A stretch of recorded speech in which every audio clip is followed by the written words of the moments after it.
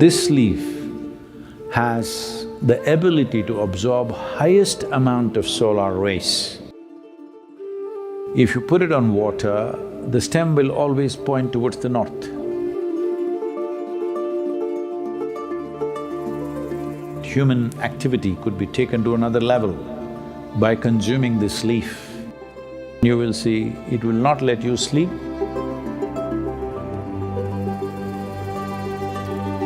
Its stem is so sensitive that it becomes a source of perception.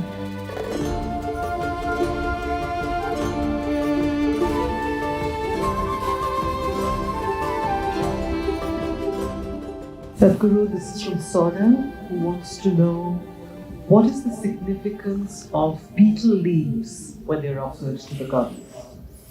Oh, that means you didn't eat it. You know, people look at sooth on the betel leaf and tell future or read.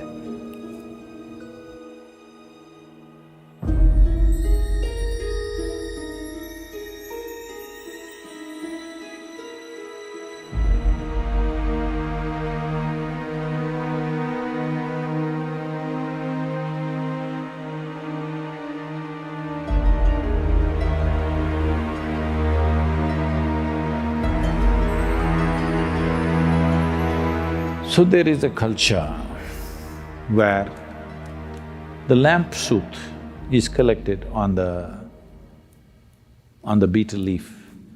Maybe many of you don't know what is a betel leaf.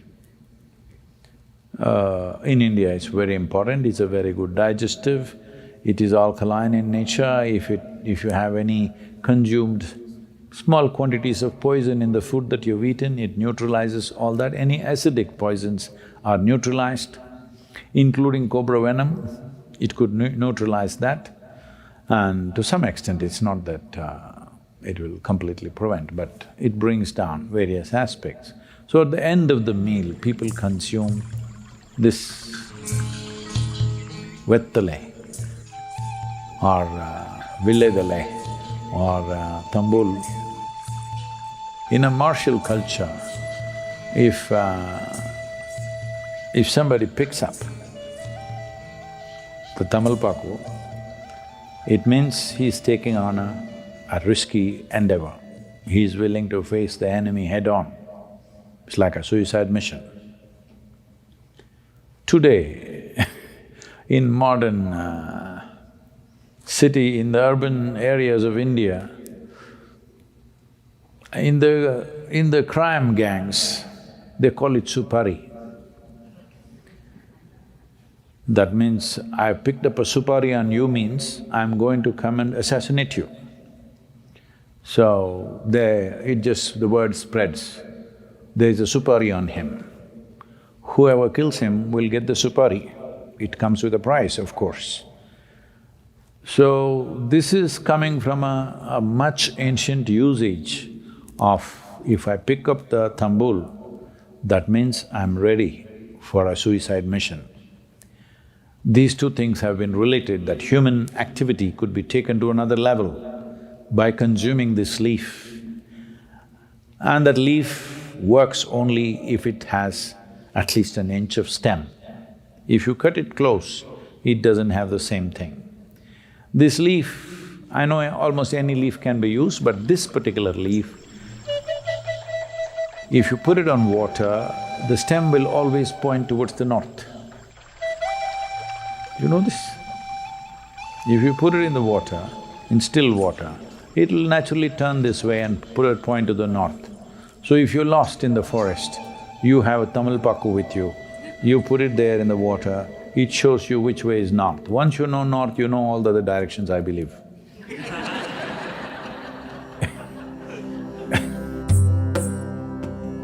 Betel leaf and perception have been connected because it is a neurological stimulant, nervous stimulant rather.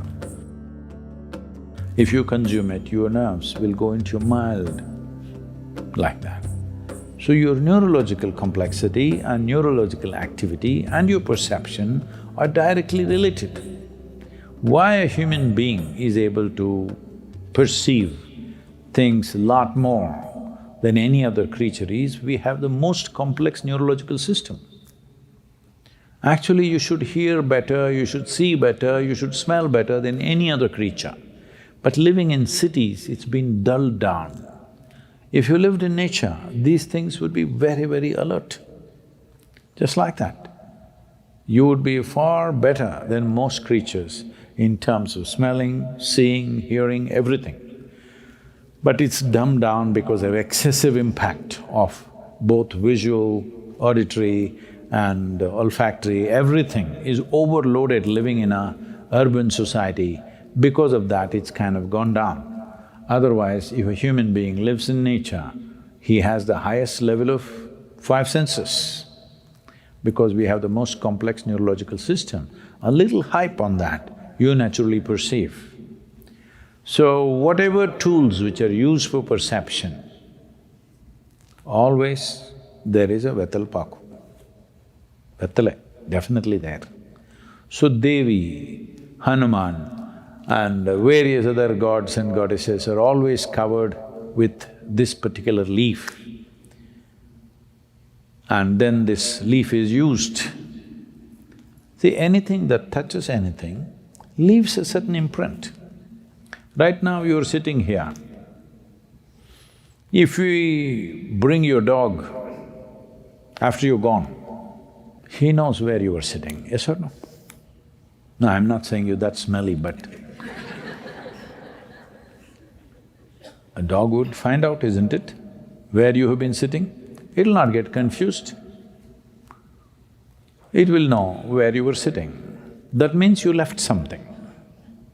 So any contact, you always leave something and take something. This is what we call as runanubandha. This is why a yogi who wants to grow, a yogi who wants to not get confused with different types of imprints, usually avoids physical contact. And if you try to shake his hands, he does this, because unnecessary contact is not necessary. Simply, it'll confuse your perception.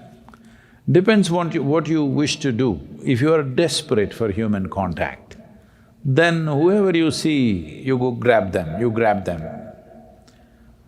But if you're fine within you, you're looking how to enhance this life, then you want to minimize the contact, because too much contact will cause aberrations in your ability to see life the way it is.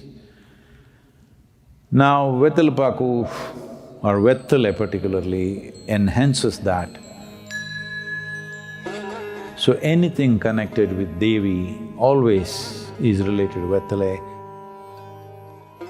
This is strange for, because many Indians fight with this because they don't know what it is. So they think they must place the leaf, the point towards the goddess. No, always the stem towards the goddess.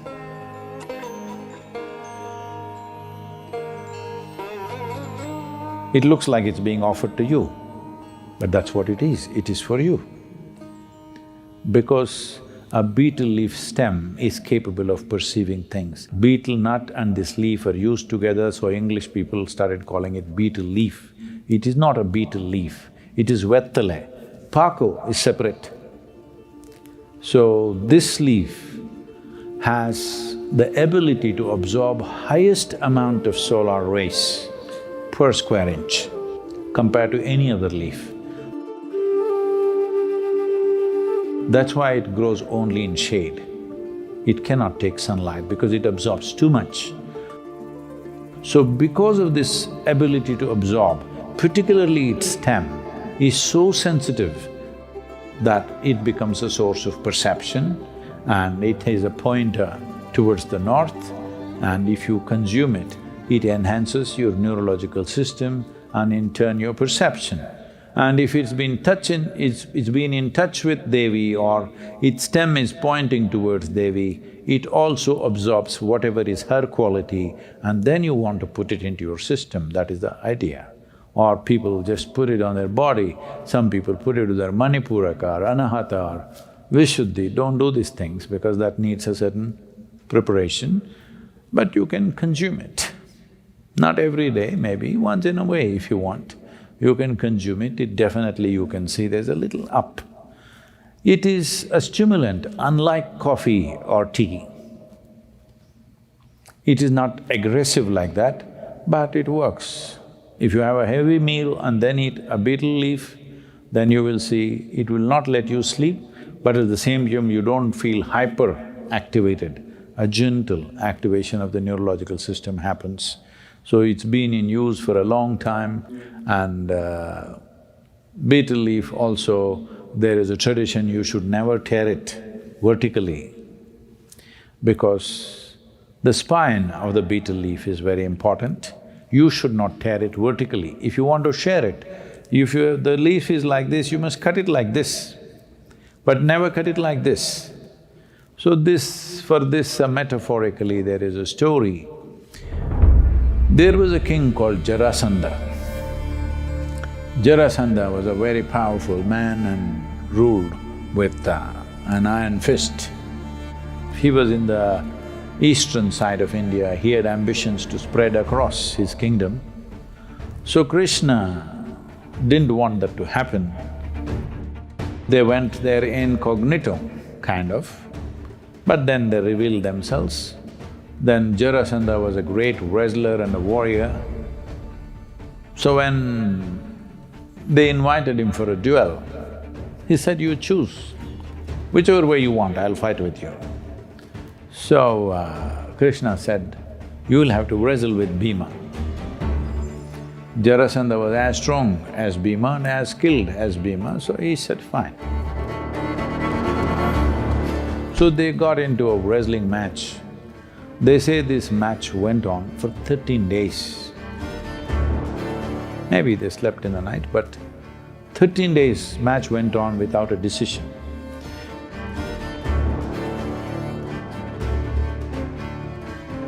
Both were absolutely exhausted. They could barely stand up. Both were so exhausted, but nobody was defeated. Then Krishna just sat there looking at Jarasandha. Whatever you do, the guy doesn't die. What is it? He looked at it. Then he saw that he had a boon. Unless he's torn into two pieces, he will not die. So Krishna was sitting there eating betel leaf and nut. He took a betel leaf. Out of sheer frustration, Bhima looked at him, "What am I supposed to do? I'm finished. That guy is not dying, I won't give up. It's going on endlessly, what to do?" Krishna took the betel leaf and split it vertically.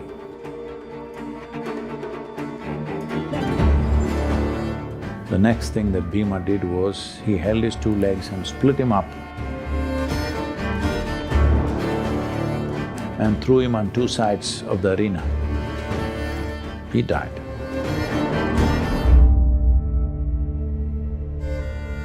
So, splitting the vettale in vertically is a wrong thing to do in the homes. It's never done that if you want to share it, you always break it in half like this, because probably this is just a story to tell you, but the important thing is, the most important part of the leaf is the spine. So if you share it with somebody, they must also get a piece of the spine. If you tear it this way, you may get it or they may get it. Both will not get it. So when you break it like this, both will get the spine and the stem in some way. So that's the reason why betel leaf and Devi are very connected, because both are for perception, both are for enhancing human perception.